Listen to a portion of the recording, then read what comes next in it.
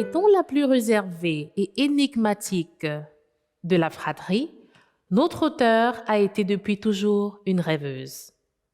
Née le 4 mai 1981 dans la petite Venise provençale, située au sud-est de la France, Nadia Tagini est une femme qui aime fabuler et c'est donc la raison pour laquelle elle nous invite à plonger dans son premier roman fantastique intitulé L'ombre des merveilles, qui est un ensemble de mystères et d'intrigues. Pour plus de détails, nous accueillons ce jour l'auteur Nadia Tagini. Bonjour Nadia, comment vous allez? Bonjour, oui, très bien, ça va, merci. D'accord. Alors, avant de parler voilà de cet ouvrage-là, L'ombre des merveilles, nous aimerions savoir, est-ce que l'écriture est une passion pour vous ou alors vous avez eu un déclic voilà subite là? Qu'est-ce qui vous a poussé à vous lancer dans l'écriture?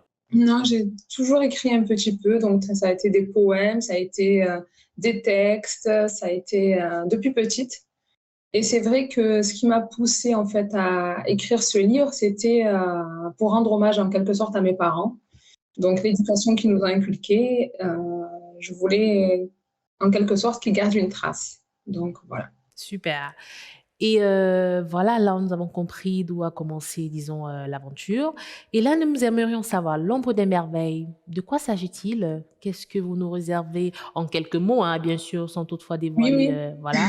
De quoi s'agit-il en fait?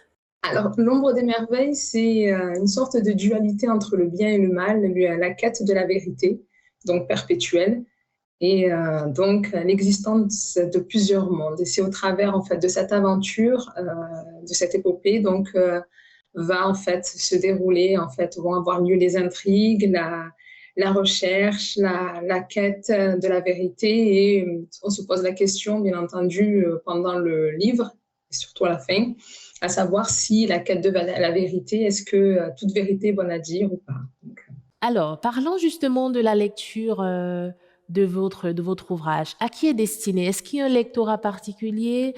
Est-ce que c'est destiné aux rêveurs? Est-ce que c'est destiné aux personnes qui aiment voilà, tout ce qui est idéal?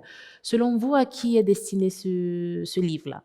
non, ce livre, justement, il est destiné à un public assez large, donc que ce soit des enfants, des adolescents, des personnes d'âge mûr, des adultes, pas de différence de sexe non plus. Donc voilà,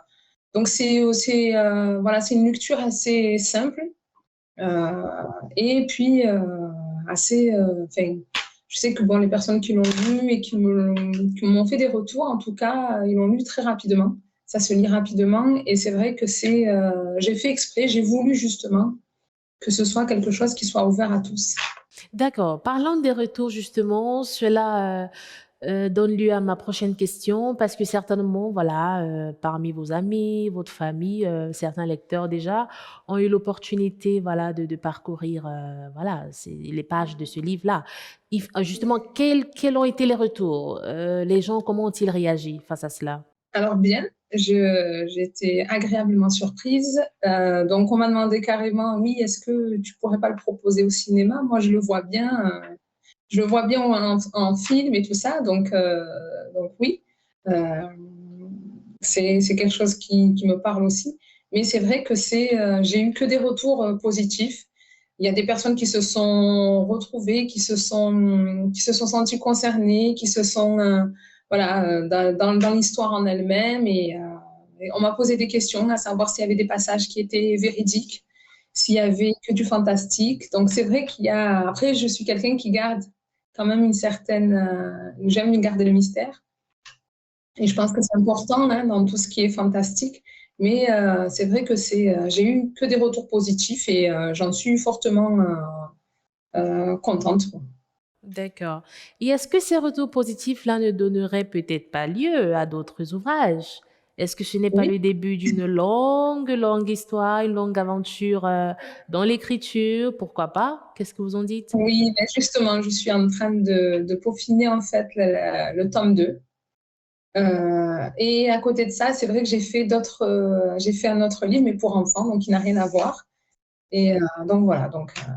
Voilà. Donc, Un dernier mot pour vos lecteurs, ceux-là qui seraient pressés de vous découvrir, un dernier mot pour eux? alors ne m'en voulez pas si je reste mystérieuse. bien garder cette part de mystère, mais au fur et à mesure, en fait, de la lecture, vous apprendrez à me connaître et vous verrez, c'est une belle découverte. Super. Bon, ben, sur cette note-là, nous vous disons merci.